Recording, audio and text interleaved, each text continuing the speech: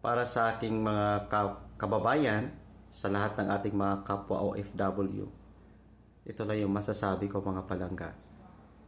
Alam kong nararanasan nyo rin ang hirap at kalungkutan araw-araw, oras-oras, minuto, segundo, kahit ano pa yung tumatak sa isipan natin. Tandaan nyo lang palagi mga langga, andiyan ang Panginoon, laging nakaagapay sa kung ano man ang ating mga ginagawa, kaya tayo naging OFW para sa ating kapamilya sa Pilipinas. At higit sa lahat, para din sa ating mga anak, para sa ating sarili at saka future ng ating pamilya, ng buong pamilya. O pwede ring sabihin na buong sambayanan. O di ba? Parang lalong mag-uumapaw ang blessing na ating matatanggap araw-araw. Di ba mga palangga, mga wakwak?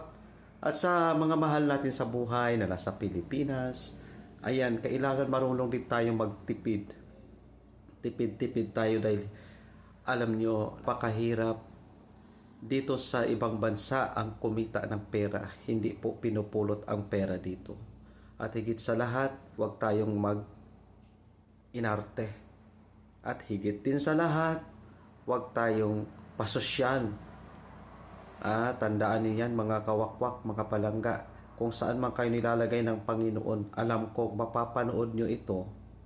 Dahil ito naman talaga ang tunay na katotohanan na ating sinasabi na magpahanggang ngayon ay hindi talaga makakalimutan ng ating mga kababayan or kapwa nating OFW.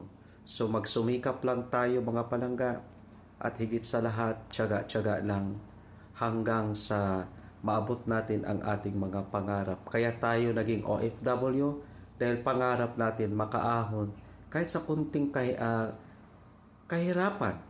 Ayan.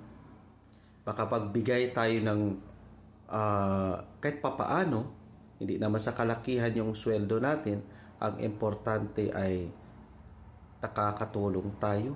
At hindi lang sa pamilya yung nakakatulong, kundi sa buong Pilipinas. Kasi meron tayong mga remittance na yan. Malaki yung naitutulong natin sa buong sa Pilipinas, sa buong Pilipinas.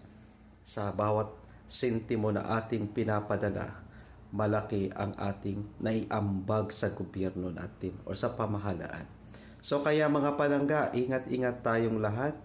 Kung ito ay inyong napapanood, God bless sa inyong lahat. Maraming salamat po. Bye.